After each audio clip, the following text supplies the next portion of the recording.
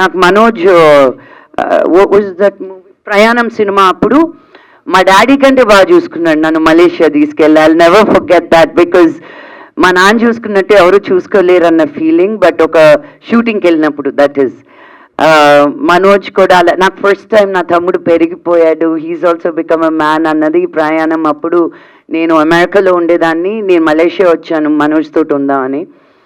నా ప్రతి మీలు షూటింగ్లో ఉంటూ కూడా అక్క ఎక్కడికి వెళ్తున్నావు, ఎవరు తీసుకెళ్తున్నారు, ఏం చేస్తున్నారు, ఆ టేకింగ్ కేర్ అనేది I enjoy it a lot. ప్రయాణం సినిమా వరకు నీకు క్లారిటీ రాలేదా నా గురించి?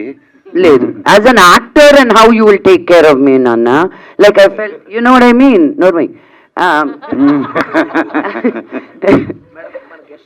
ఓ సరే సరే సరే సరే సరే సరే సరే సరే సరే సరే కట్ అయిన తర్వాత చెప్తాను నీ సంగతి.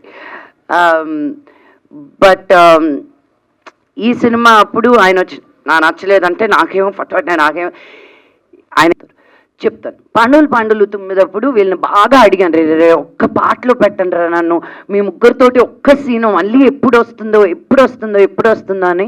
ఇదిగో అదిగో అల్లదిగో అనుకుంటూ అసలు నన్ను రాని లేదు సెట్ లోపలికి. అది కూడా నాతో నేర్పించేశారు కదా.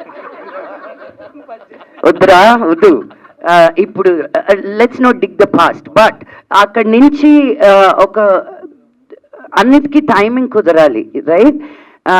ఇంటెన్షన్ అనేది ఉండేది. నేను చెప్పాను కదా, పీకు లాంటి సినిమా 2-3 కామెడీ సినిమాలు తీసుకెళ్తే మా నాన్న ఇలా తీశాడు.